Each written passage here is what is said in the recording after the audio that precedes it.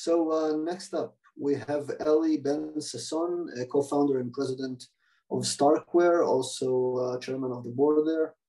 Eli was a professor at Technion and published many papers on relating to complexity and cryptography. And in this context, he's known for starting among the fathers of the privacy coins. And today we'll hear about the work that they're doing at Starkware and Starks and how it all relates to a lot of the topics that Vitalik mentioned in his talk earlier. Please go ahead, Eli. Okay, and can you see what I'm sharing? So Itai, I also shared it with you, the screen. So maybe if it doesn't work, maybe if you can just, because maybe, okay, terrific. So can we move to the next slide? Okay, so first I want to tell you about inclusive accountability, scalability, and privacy. Yeah, can you go next to the next slide? So there's this paradox, which is that you can see it in Bitcoin and all other blockchains. They were launched very early on. Bitcoin was launched in 2008, Ethereum in 2015. So these are very new technologies, yet they are extremely slow when you compare them to older systems like banks and credit cards. And it's a paradox, right? You would expect that new technology should be much more performant. So what gives?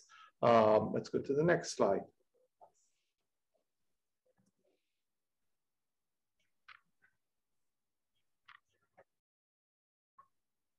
Itai, can we move to the next slide?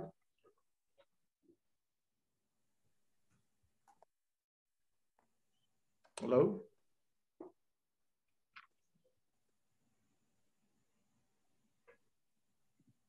Hi, can you guys hear me? We can hear you, I think. Yeah, I can hear you. Okay, sorry. So it really all goes back to the way blockchains work. And we can compare this with a conventional world in which we rely on trusted parties. And there we, the question of how do we know that the system is doing okay and how do we know that our funds are not stolen or compromised has to do with delegating accountability. So we delegate the process of holding the system accountable to various parties like accountants and regulators and things like that. And this works very well and it achieves a pretty good scale, but blockchains work differently. Let's move to the next slide.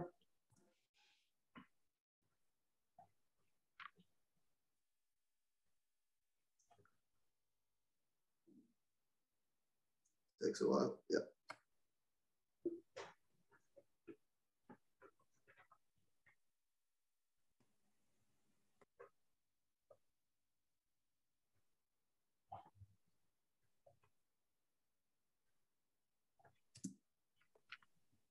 More?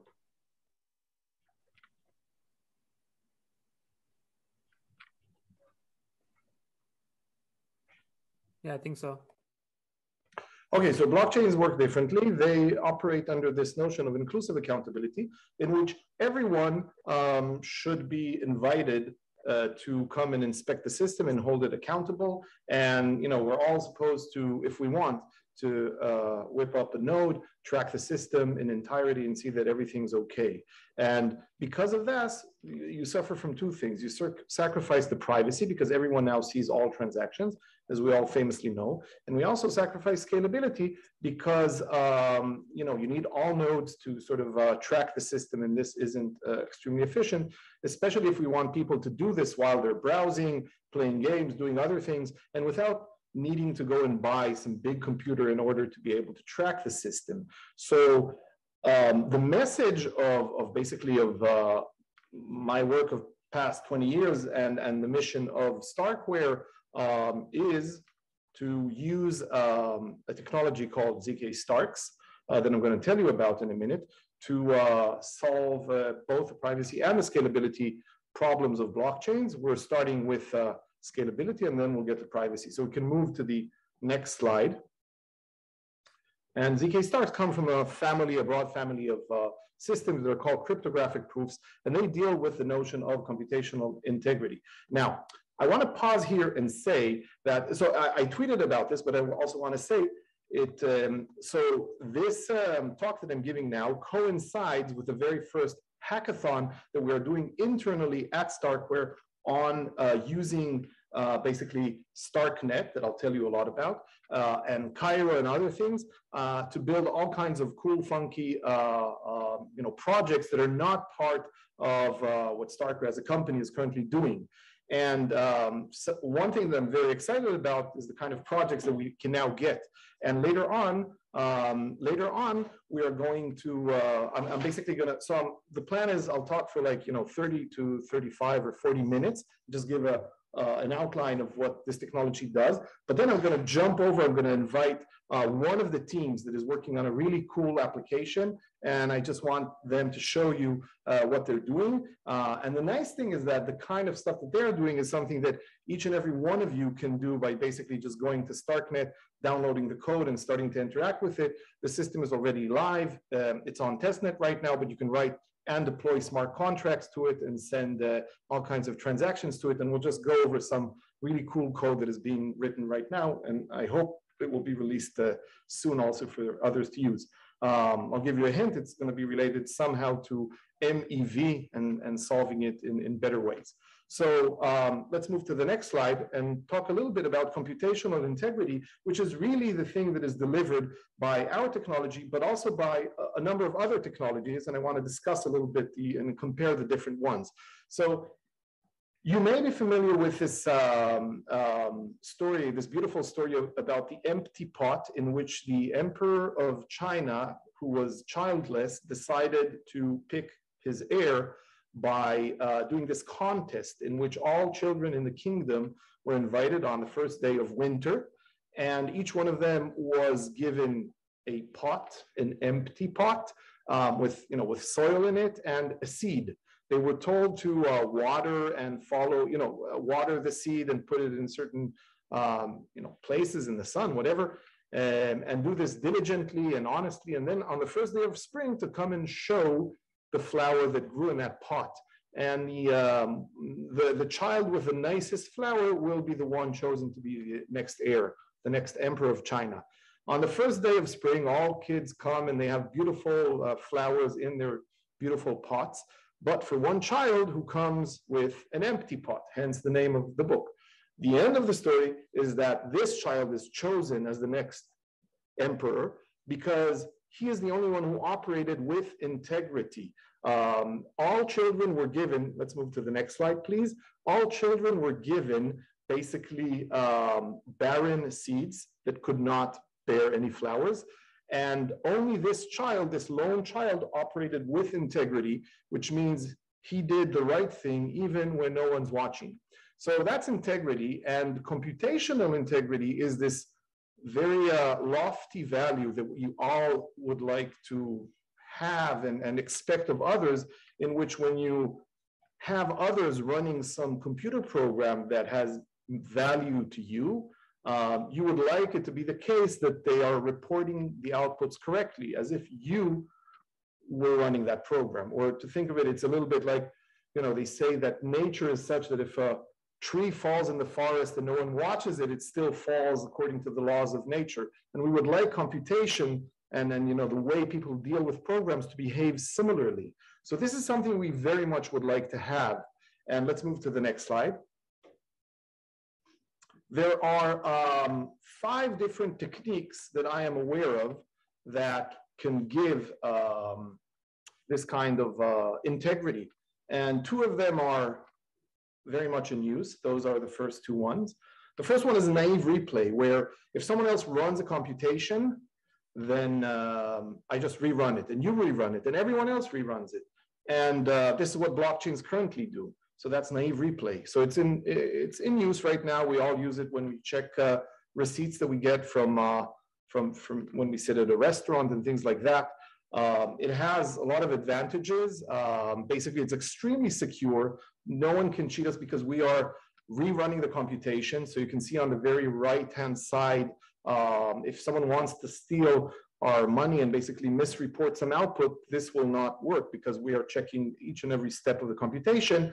But it is extremely inefficient and has no privacy because everyone needs to rerun the computation. And I gave some numbers and measurements of scalability and on-chain footprint of using this kind of technology. So if we allow the three computational aspects that are measured, say, in gas on Ethereum, but also in other blockchains, these are computation, C, the number of steps or transactions or some other measure of computation.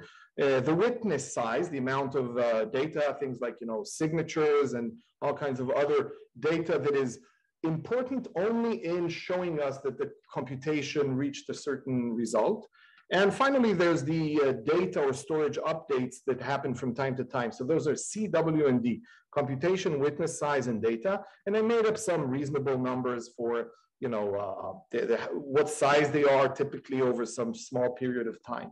And then we also have the number of users of the system. That's N. Let's suppose that it's 1 billion. So, roughly 1 in 10 people on Earth, we want them to be able to use this technology. And auditors, if we delegate or if we assume that there are some special parties, their number will be denoted by A. Okay, so naive replay is the technology that is currently used on blockchain. It doesn't offer privacy. Its scalability is pretty bad. Measured overall how much computation the whole world is doing under these assumptions, it would be pretty large. And its off-chain footprint is also pretty large as well. But it's extremely secure, and that's why blockchains use it and are extremely secure these days. Now, delegated accountability, this is the old conventional banking world. It's also very much in use and extremely useful and powerful. It's been used for millennia. It offers privacy, right? I don't know your bank account content, only the bank knows it. So it offers pretty good privacy. It also offers extreme scalability because there's only one party, the bank, that is running the computation. So there's one times C to basically compute everything that is needed. And then everyone else basically just needs to update the data if they're, they trust this one computer. And then the amount of computation is like pretty small overall. The on-chain footprint, or if you want to update the state on behalf of others, that's also going to be pretty small just because you're trusting others. But the cost of theft is pretty low. You can bribe one auditor or one banker, and you can get away with stealing a lot of funds. So it's not very secure. The third way to do things is to trust a trusted execution environment like SGX or TPM or something. It does offer privacy and offers very good scalability and very low footprint on the blockchain. But in order to break it, all you need to do is break some of the hardware employees, or to break the physical chip in which there's some key that if you extract it, it can basically ruin the whole system. So it lacks in that way. Validity proofs, or sometimes known as things like ZK rollups, though that's a misleading name because most of these systems don't actually necessarily use zero knowledge in the mathematical definition of the word. These offer very good privacy, and they offer also very good scalability, slightly worse than the previous two things, but it's negligible. There's a logarithmic addition in C, but it turns out to be pretty small. And the on-chain footprint is also nearly as good as that of the previous two systems. And the cost of theft there as well, of breaking the math of cryptography, practically speaking, is infinity as well, assuming you can't find a collision in let's say, in SHA-2. So these systems cannot be broken, especially things like Starks. The final one is fraud proofs, also known as optimistic rollups. They don't offer privacy, and their off-chain footprint is slightly worse because you have to put witnesses on-chain. And the cost of theft is better. You don't need to bribe just one auditor, but you need to bribe. There's a trade-off here. So the more auditors there is, the harder it is to coordinate the theft because you need to bribe all of them or most of them. But also it harms scalability because you need more of them to run basically all of the computation. So it's somewhere in between. So we have 5 different techniques for technologies or families of technologies for dealing with computational integrity. And it's not surprising that the ones that I believe in most and Starkware believes in most are validity proofs, and especially of the kind that are based on Starks. So let's move to the next slide, please. So let's talk a little bit more about what is a ZK Stark. So we're talking about proofs of integrity, proofs that a computation was done correctly. So a good image to have in mind is that a proof is something like a receipt. So here we have a statement of computational integrity. The prover is the grocer or the restaurant owner, and the statement being proved is that the total sum should be $89.50. The verifier is the party checking the proof, the customer. And let's move to the next slide. So ZK Starks give you proof, so give you these kinds of receipts, but you can think of them as receipts on steroids. The ZK, or zero knowledge, means that the information that you are given is not explicit, and it doesn't say spinach salad 850 and so on and so forth. It is basically a bunch of bits that when you consume it, you learn one thing and one thing only, and that thing is that the statement is indeed correct and was computed with integrity. You do not know anything beyond what the statement gives you. So you get a bunch of bits. So from an information theoretic sense, you are getting more data, but this data, in terms of knowledge, what you learn gives you nothing in addition to the statement. So that's how you can use it to preserve privacy. So that's the ZK part. Scalability, the S of Stark, means that the proof size scales exponentially smaller than the running time of the computation being asserted, or logarithmic in T, where T is the running time, or C as I called it previously. While at the same time, the proving process is nearly linear. It's not hard to show that you cannot get much better verification time nor much better proving time. So you can't go below linear proving time and you can't go below logarithmic verifying time. So we're almost close to the theoretical absolute lower bounds in terms of, if you have a system that is scalable, which is the S of Stark. Universality means that Turing completeness, you can apply it to any computation. Transparency, the T of Stark, means that there is no trusted setup. And basically, all the messages sent on behalf of the verifier are just public random coins, which is extremely good especially when you're dealing with very powerful parties and you want them to prove to you stuff, things like governments or big monopolies, and you're worried that they might, be cheating. So here you have systems that basically, there's very little that even the most powerful of parties could do to ruin the security. Finally, this is not the definition of a Stark, but it just so happens that certain members of this family are built using only lean and very battle-hardened cryptography, basically the existence of collision-resistant hashes, which is one of the most basic and most trusted primitives that basically all of the internet security and electronic commerce anyways relies on. So a system that has these properties, especially the privacy, scalability, and transparency, will be defined to be a ZK Stark. Let's move to the next slide.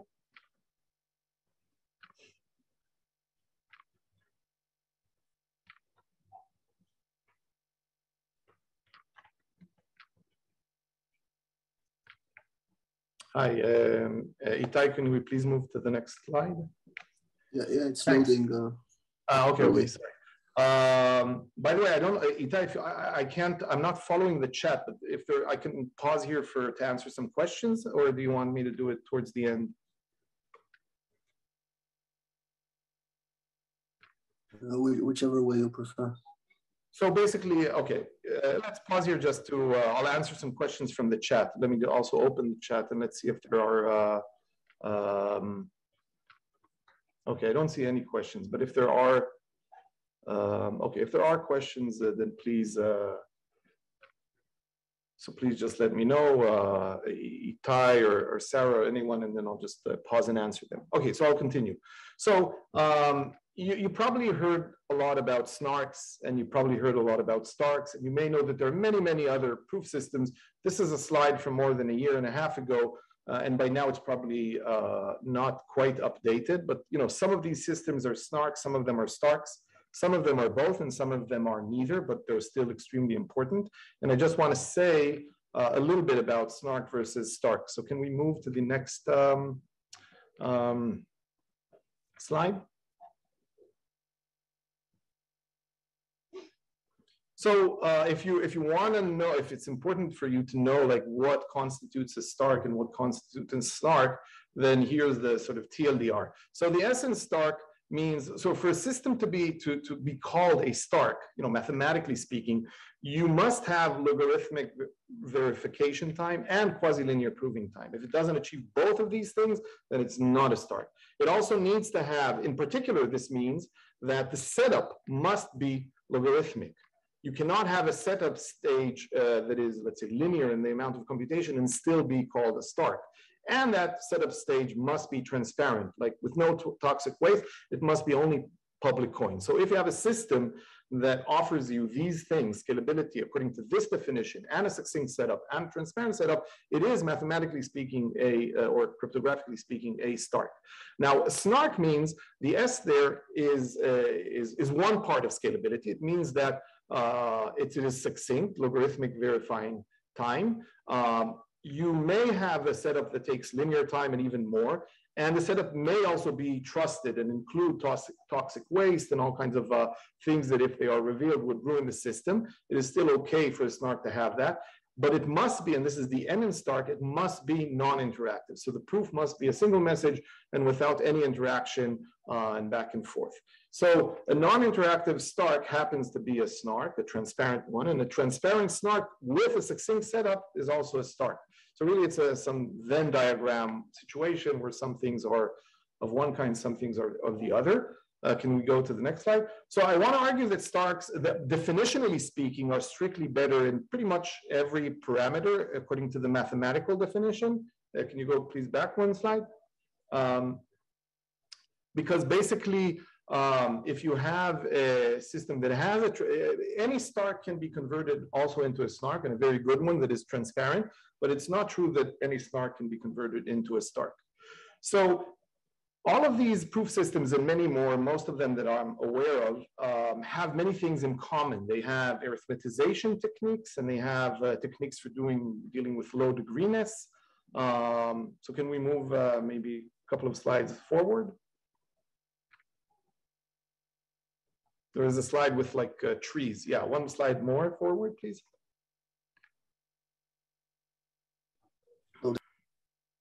Yeah, no problem. Okay, so I have a post about this and also did a Stark at Home about this, and there are links here. I'm going to share the slides afterwards with IC3, and all attending can use and also click these links. Basically, there are different families of these proof systems based on the kind of cryptography they use and the arithmetization techniques and the way they enforce low degreenness.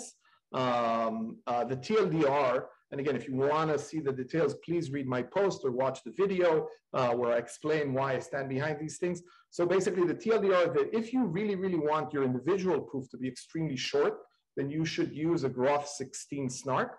But for everything else, you should use STARKs because they are transparent, they are post-quantum secure, they have the fastest proving and verification time, amortized and also individual, and they are the most future-proof ready and likely to be around, in say 10 or 50 years.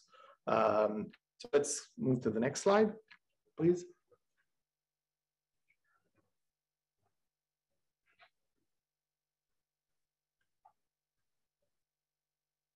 So meanwhile, I'll just tell you, I'll remind you again that like in 10 minutes or so, I'm going to just basically move over to one of the teams here at Starkware that's doing a really cool and funky programming projects right now on StarkNet and already deploying stuff. And I basically just want to brag about what they're doing and let them tell you a little bit. And hopefully this will encourage some of you to start building either on what they'll be releasing or just basically your own applications to get better scale and better privacy and better MEV protection and things like that on a system that is basically already out there and you can use. So how are we going to use the scalability of a Stark in order to improve the scalability of blockchains? So let's please go to the next slide. We're going to have a lot of transactions being sent to a prover. The prover is going to generate a proof and send it to a verifier. So instead of the current system, which is on the right-hand side right now, where all of these transactions are sent to each participant in the network, and each participant must run and verify each transaction. Let's please move to the next slide. We're going to move to a world where all that the accounts need to keep is the latest state or even a hash of the state, and then they update the state once in a while when they receive a proof, and this proof is generated by an approver that is off-chain. And the point is that the math and cryptography of ZK Starks promise you that basically give you computational integrity. It is practically impossible for a prover, even if he's malicious and with very bad intentions, and even if this is a prover that is run by the most nefarious of players or states, they cannot prove a statement that is incorrect that was done without computational integrity. This will not be accepted by the verifier. And the verifier is exponentially leaner than the prover. So let's please move to the next slide. So let's see how this theory translates to things that are currently deployed in production in the wild. Now we're moving towards the more practical things, having spoken a little bit about theoretical stuff. So here are some numbers from 3 systems that are in production. Last week, we just deployed the 4th system that is not yet on this slide. We don't have yet updated numbers for it, but I'll mention it as well. So a year ago, we launched our first system in production for spot trading with Diversify. It's been humming pretty nicely for a year. This system reaches today in production, can reach 9,000 transactions per second for trading.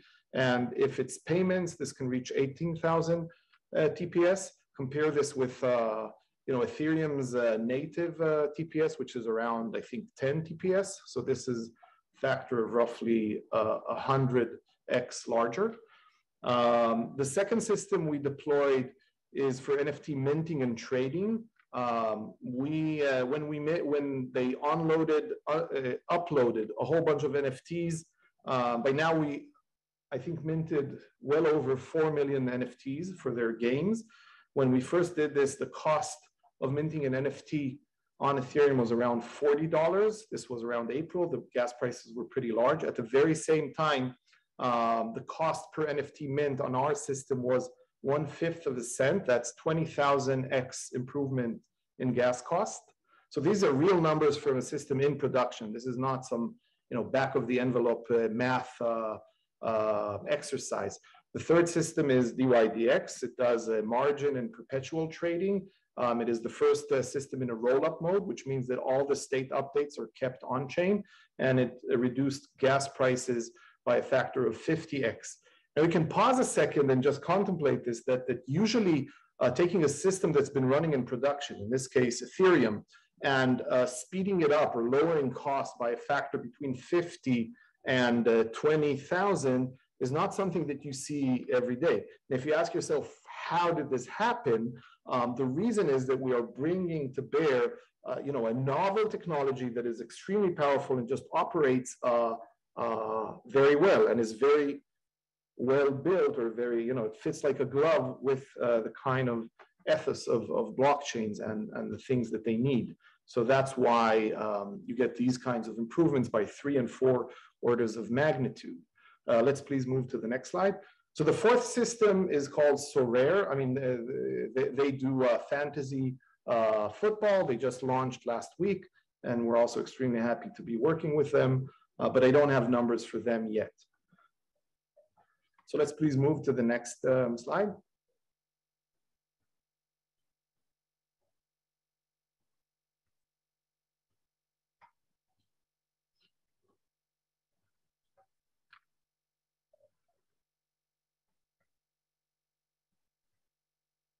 Again, if there are any, I'll just check the chat and see if there's anything.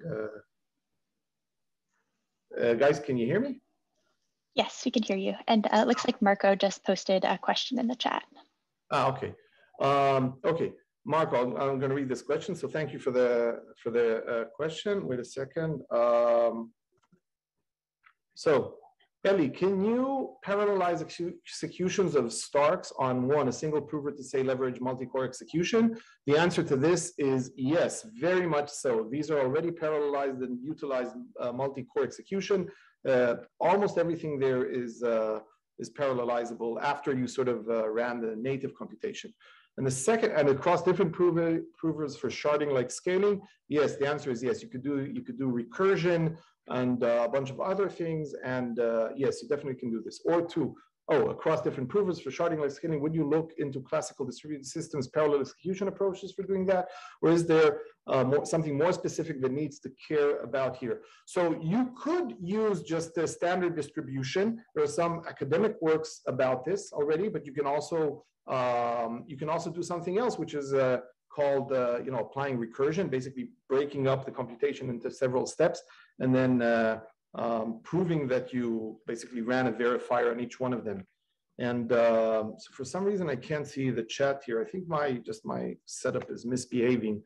I think there was another question there. So Itai or Sarah, do you want to just read it if there was? Sure. So the next question is from Vink, and it says, so is the end goal for Starks to replace naive verification for all chains? If a lot of clients start dumping old chain data, will this mean that it won't be recoverable in the future and just have the current state? Okay, so that's a terrific question. So what Starks do really, really well is sort of remove from the network the need to rerun computation and the need to check witnesses. But they help a little bit with reducing storage, but they don't do much for storage. So what they can help with storage is that suppose there were many updates to the storage over time. For instance, take an extreme example. Alice and Bob are basically transferring the dollar between them back and forth 1,000 times. So if you use a Stark for this, you will only need to update the final location of this $1. So you can save a little bit there. But if you have many, many different accesses to storage and a big diff from the current state to the next state, then Starks by themselves don't help with that, which means that in the long run, you're going to need to also use some data availability solutions. And this is an area of very interesting research that both the Ethereum Foundation, many other projects, and of course we at Starkware are also looking at. For us, what we'd like to do is find data availability solutions that are on the one hand side, amenable to the crypto economic incentives that will help incentivize nodes to keep the data, retrieve it. So this is like the standard blockchain kind of approach to it. At the same time, we really want to offer very high scale when proving things with Starks, which is another consideration that is extremely important. I know that the current prevailing solution that is being discussed in the Ethereum Foundation uses Verkle proofs, which also uses proof systems there. I and my team were a little bit worried about the ability of those to operate under very large scale. We think there are better ways that are based on basically low degree extensions and Fry, but this is this is an area of ongoing discussion and research. But yeah, I don't have, Starks by themselves don't just magically solve this problem. Okay. So, Ellie, sorry, you have about 20 more minutes just for time planning. Terrific. So I'm going to talk for like 5 more minutes, and then I'm basically going to add a team. As I said, I think the most exciting part of this talk for me is going to be actually to go and interview one of the teams. Basically, we have a hackathon right now in Starkware. So Starkware has about 50 people, and we broke it up into something like 6 teams, and each team has roughly 5 to 6 people working on some project of their choice. And there's one project I just want to showcase that's building on StarkNet and writing right now Cairo code that I just want to brag about. So I'm going to talk for like 5 more minutes and then move over to them to just see what they're doing. And again, this is in hope that you guys, what they're doing is something that each one of you can do just by going on to the StarkNet website and downloading the code and starting to code. And I hope you'll do that. So all of the systems that I just described have been written in a language that was invented here in Starkware called Cairo. And I like to describe it as an MVL, a minimal viable language for production Stark systems. So it operates under the Goldilocks principle. It's the just right balance of expressibility, but also efficiency. So it has a very simple machine architecture with only 3 registers and a very minimalistic instruction set. In that sense, it's not too hot. On the other hand, it's also not too cold. It supports functions, recursion, branching, conditionals, access to random memory, and many, many other things. And it looks very much like a funky programming language, and we'll see some code examples in a minute. So can we please move to the next?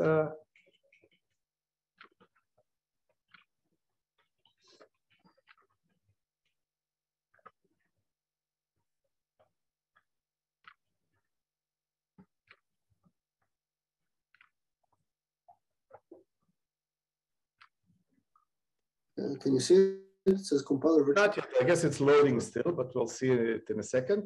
I'll say, I think I know what the next slide is. So I'll say already that basically all of our systems that I just described and many more are written in Cairo. And the next step is basically to offer the world to use the same framework and have an L2, a system that maintains state over time, is Ethereum-like, and allowing permissionless deployment of transactions and smart contracts.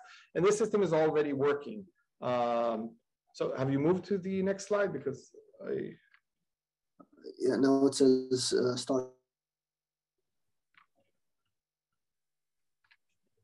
For some reason, I don't see it yet.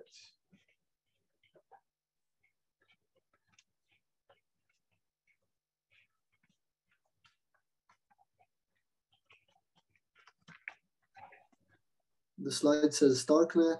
Yeah. Okay. So this is So this is StarkNet Alpha, which is basically it's a roll-up, permissionless, general computation, composability. Let's please move to the next slide. So I'm just going to run through these very quickly. Why a roll-up has better trust assumptions. It is more future-proof. If you're putting your money on a side chain, you may worry about exit scams, hacks, government shutdowns, Mt. Gox repeating itself on something like that. With a roll-up, this is not going to happen. Let's move to the next slide, please.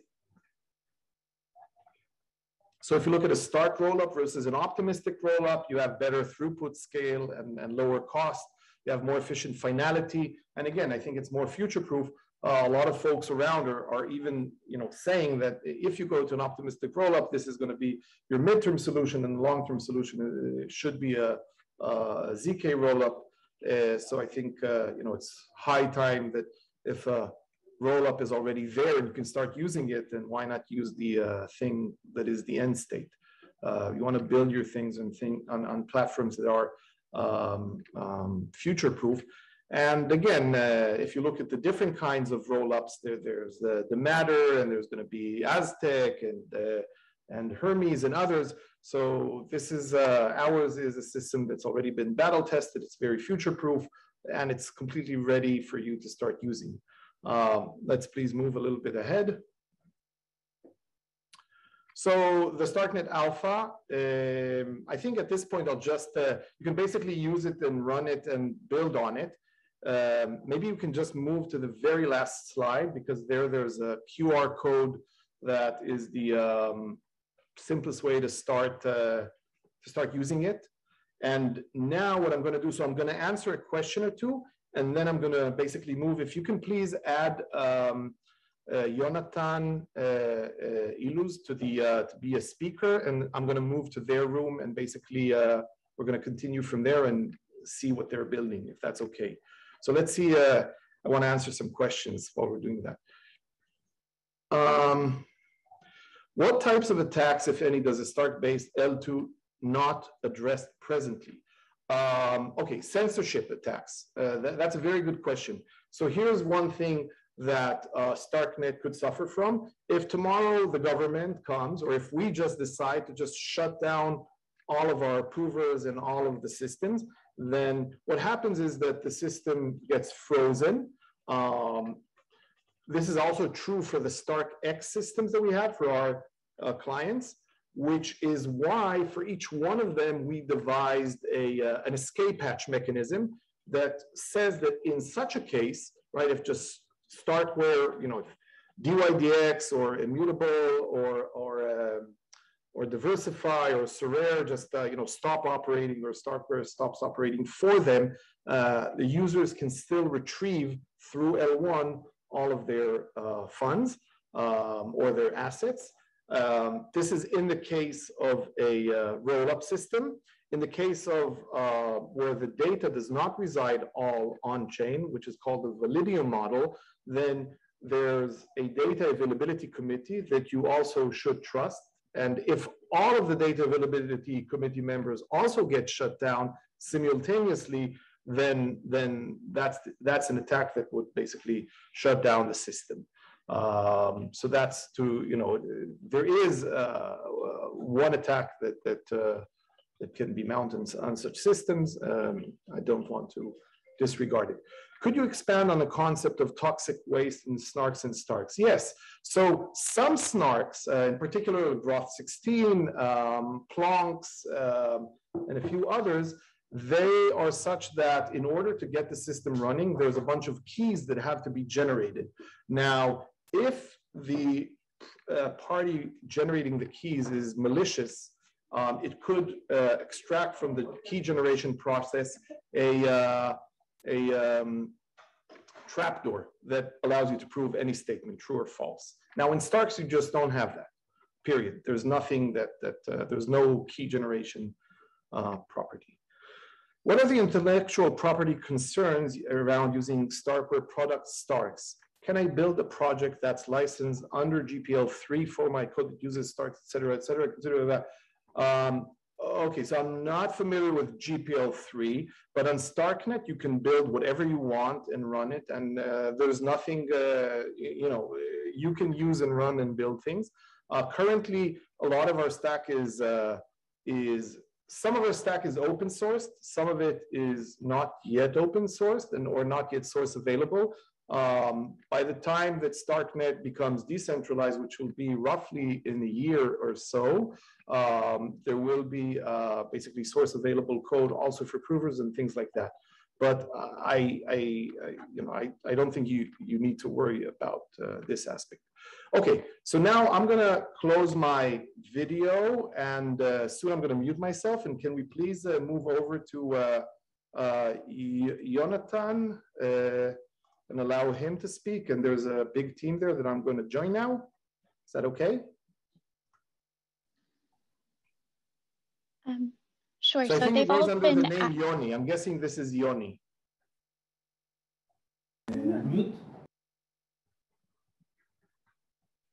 Okay, so I'm heading over there. Yeah, okay. We see you guys. Okay, I'm going to mute myself.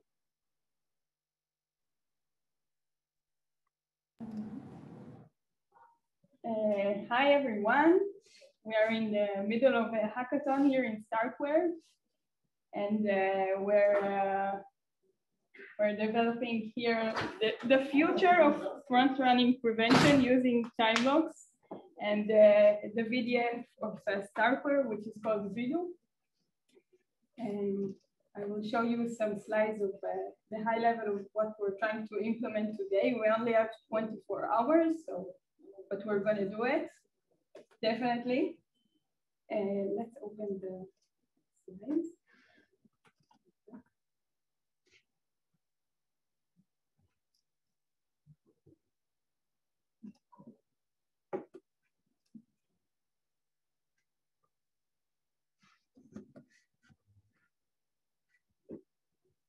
Okay, can you see my screen, my slides? Yep. Thanks. Okay, so we want to make DeFi fair, and we want to prevent front running and to eliminate MEV, which bothers us so much when we're trying to invest in DeFi platforms. We are the brown team in Starkware. So the motivation is that miners can extract value from, because they can see all the transactions in the map. So they can perform front running easily, easier than other parties. So for example, if Alice is selling one ETH for 2K USDC and Bob is buying one ETH for 2.5K USDC, who will profit the difference in the price? Probably the miner or some front-running bot. So we're offering to use StarkNet in order to implement DeFi without MEV extraction, using time locks and our V. So here you can see the StarkNet contract, which gets a transaction, an encrypted transaction, and also a key which is time locked using our VDF. So the sequencer of StarkNet won't be able to see what is the content of this transaction while he's ordering the block.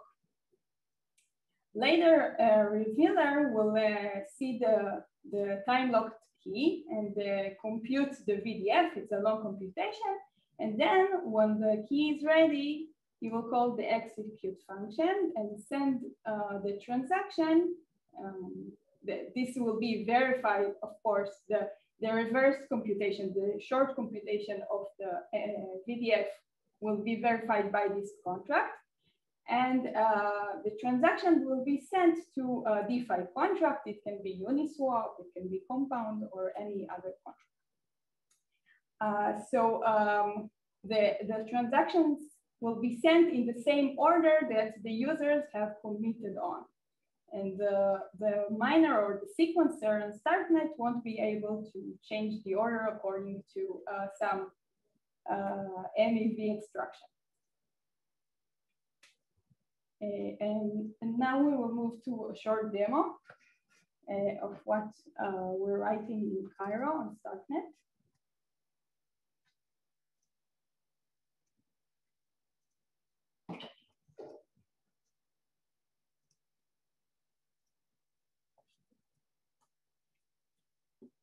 Okay, so first I'll show you our Cairo contract. Is this the one?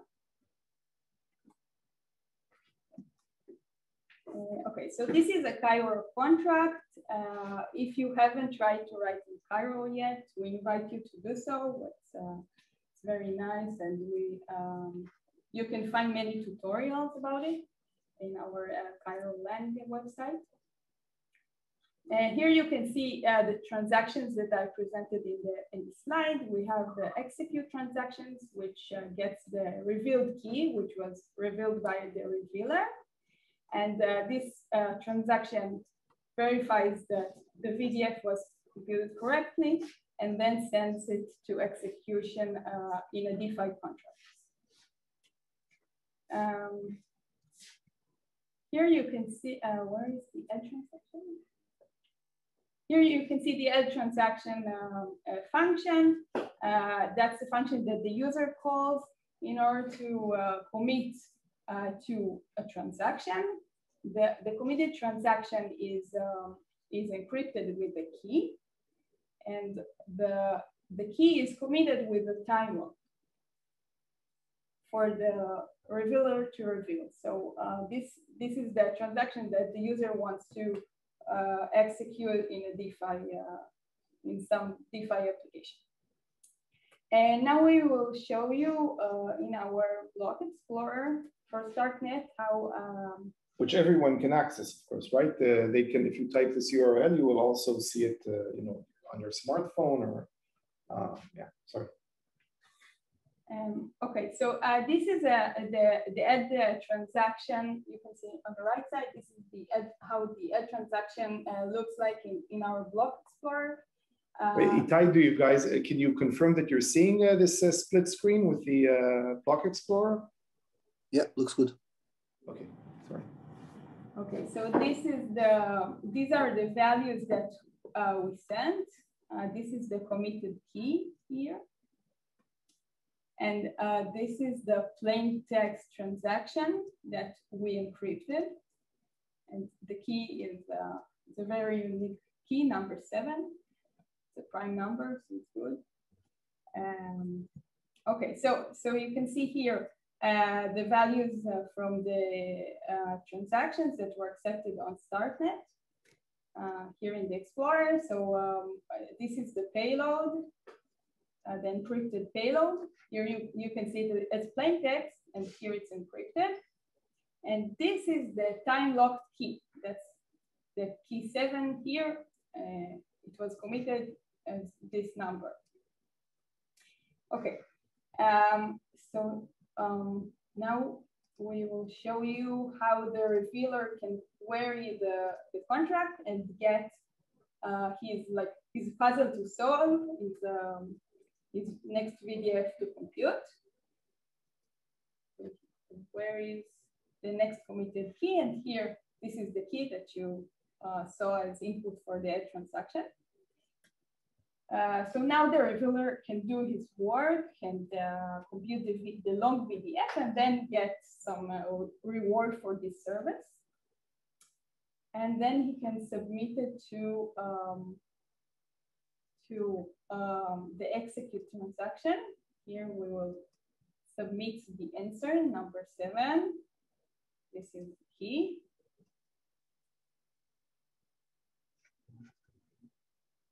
This was the transaction ID that we just sent to StarkNet.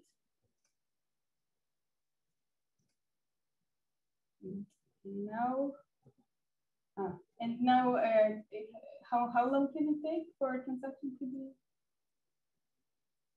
It can take half a minute till we see. Maybe there are questions on the chat meanwhile. Let's see. Okay. Itai, are there any questions on the chat?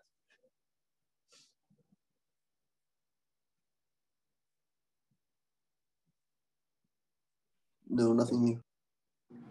Okay, so again, just to emphasize, this is all code that basically you can read from this block explorer, and you can submit transactions to it. And if you download the sort of the StarkNet and Cairo code base, then you can write your own smart contracts and deploy them, and transactions to them already to the StarkNet Alpha, which is right now on Ropsten. Okay, so since we did this demo 3 times before we showed it to you, we can show you an older transaction. So here we see the execute transaction. We see the input 7, which was the revealed key from the time lock function. And then we can see a message sent to L1. Here we want to implement communication with an L1 DeFi protocol. It can also be done. We can also send transactions to L2 DeFi protocols. So here we just sent the revealed transaction to L1 through a messages mechanism. You can see here the decrypted payload of the transaction that the user sent. And this can be later received by an L1 StarkNet contract and sent to some DeFi application for execution in a fair ordering, in the predefined fair ordering that was set in StarkNet. So I think our time is pretty much up. Itai, Sarah, if there are any questions, happy to answer. Again, just to emphasize. Yeah, okay. Yeah, there's one question right now. I guess we saw that how long will be the delay between sending a transaction to the fair sequencer and the inclusion of the state change in a block? What this is from Michael Hoyer. Yeah. Yeah, I guess. What is the delay for the VDF? Like it depends on the finality of StarkNet. If the finality of StarkNet is 5 minutes, then you need the delay of the VDF to be slightly over that, so that the user can see his transaction was accepted before anyone can open. This is Avihu, also of Team Brown. I mean, there are 5 people here from Team Brown. Basically, it's not my team. I'm allocated to a different team. So they're competitors. I need to trash their. We are the winning team. Yeah. Okay, but the answer to the question is should be like fairly more than the finality that we offer in StarkNet. So I think it's at least 5 to 7 minutes, probably like 10 minutes. Okay, any other questions?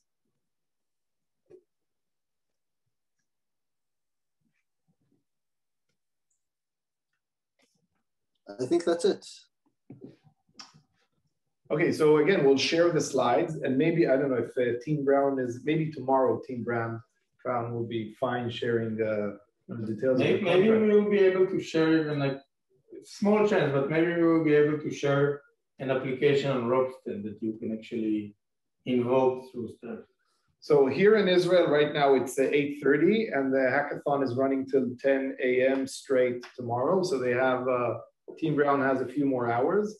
And maybe there'll be some cool, funky application on Ropsten relating to some L1 Ropsten thing.